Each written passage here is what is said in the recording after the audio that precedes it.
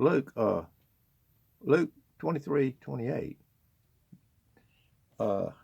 reads something like this. And there followed him a great company of people, of women, which also bewailed and lamented him. But Jesus turned unto them, said,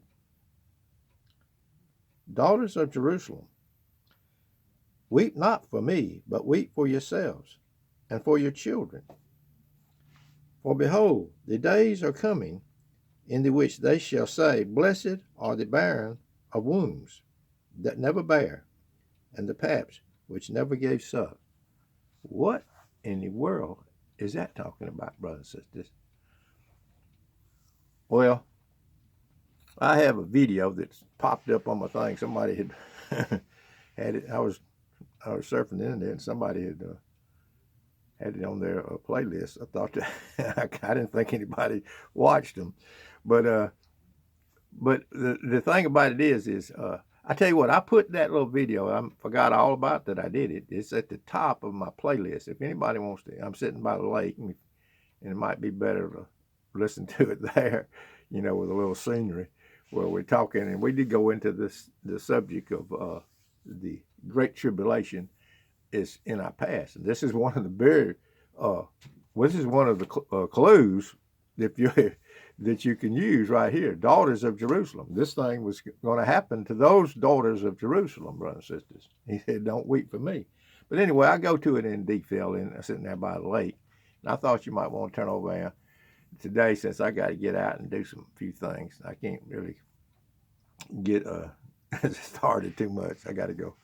I'm kind of busy because of this cold weather. Got me having to work. But anyway, I want you to see that. Daughters of Jerusalem, don't weep for me. What in the world was Jesus talking about that? I'll tell you what I think it was. It's this great tribulation period that everybody think that they put off in our future to make books about, and movies, and scare God's people and give them just just something else to worry about. That's what I think it's talking about. But anyway, I've made a video on that. You daughters of Jerusalem. And it's at the top of my playlist, so you won't have any trouble. If you want to go over, if you don't, you might not be interested in that today. But anyway, I was going to do some housekeeping on this something to do, that I put up yesterday. And I born again, that I wanted to talk about the distinction that should be made between born again and the reason why. Born again, brothers and sisters, is there's nothing to do in that. I forgot to say that yesterday. And I wanted to put this out there. Jesus used the analogy of being born into our earthly family because we have no say in the matter. That is, in my view, the reason why he used that analogy, brothers and sisters, over in John 3:3. That is the whole crux of the matter. Because you didn't have anything to do with your earthly birth. In the same way, there's nothing to do with being born again, which is a wonderful, wonderful, gives you, brings peace, brothers and sisters. And I know the whole world is trying to turn this John 3:3 into something. It's something to do, but there's nothing to do in that. And here's a distinction that I wanted to say. Something to do. All other particulars we read of in the New Testament are Holy Spirit-led, obedient acts of the child of grace. There's something to do there, brothers and sisters. They're going to give you something to do verses and try to mix them up with this nothing to do verses. So I didn't say that yesterday, but I wanted to get it out there and say it today. Because I'm telling you, that will bring peace. All this other thing we read of about in conversion, let me read this to you.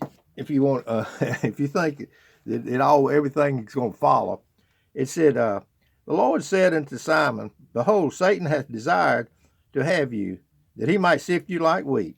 But I pray for thee, Simon Peter, that thy faith fail not, and when thou art converted, strengthen thy brethren. Brothers and sisters, Here it is talking to Simon Peter. He wasn't converted, but he was a born again child of grace, brother, sister, at that moment in time. And I'm put out here, let me get this off the floor, that not everybody, not all of God's people have had that experience while they were in this body of clay, in this world. All the Old Testament saints, little children, the mentally impaired, the heathen on foreign jungles.